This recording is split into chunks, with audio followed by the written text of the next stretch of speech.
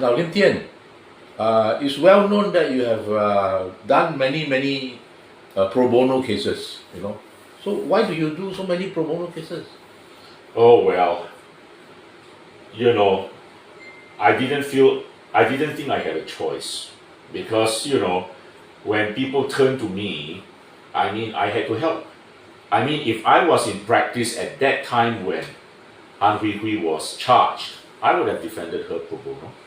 No question asked.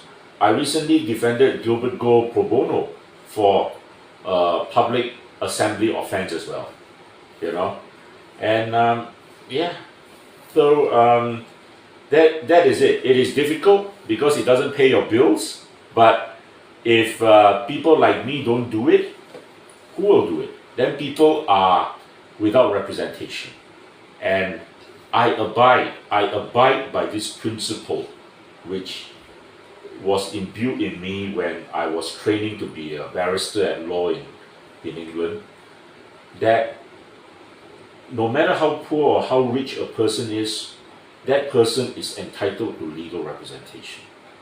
And you know, in England, they still have this rule, although it is not strictly abided by these days. In fact, a lot of the top lawyers don't abide by it. But they have what is known as a cap rank rule. That means, as a barrister or an advocate, you are not supposed to choose your cases.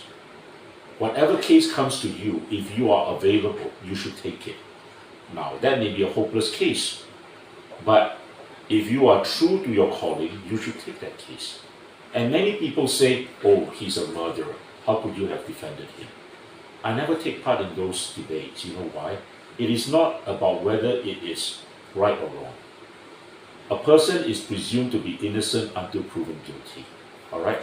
And so when Hui Hui said earlier that once she had been charged, she could not hold any more public assembly, I say, what rubbish? That is wrong. Because until you're convicted and proven guilty, you're presumed to be innocent. Why can't you? Now, Hui Hui, a lot of people say you are perpetual pain in the, you know, right? Yeah? Because I understand you're also the first and probably the only Singaporean ever to be deported from Malaysia, denied entry into Kuala Lumpur airport when you flew from Singapore at the request of a foreign government. You want to tell us about the episode? That is why my baby are breastfed. Because I cannot go and buy milk powder back into Singapore, which a lot of mothers are actually doing. But the thing is, a lot of people are doing that in Singapore, which is a very sad thing. And why is it that people are not buying milk powder in Singapore? Because 8% GST soon. So they have no choice, they have to go up to buy their milk powder, diapers, petrol. So they're inside the mothers group, which is why I actually managed to know about their mothers who suffer in KK hospital when they were giving birth, and babies who are born the same year, newborn like my baby, who just become deaf forever for the rest of their life. If this happened to my baby, I won't be sitting here already. The reason why I'm sitting here is because I need to fundraise this. The AGC claim that there are videos made about me, so I must fundraise. Then I must put this bank account, you know. So the reason why I'm here today is because of the AGC.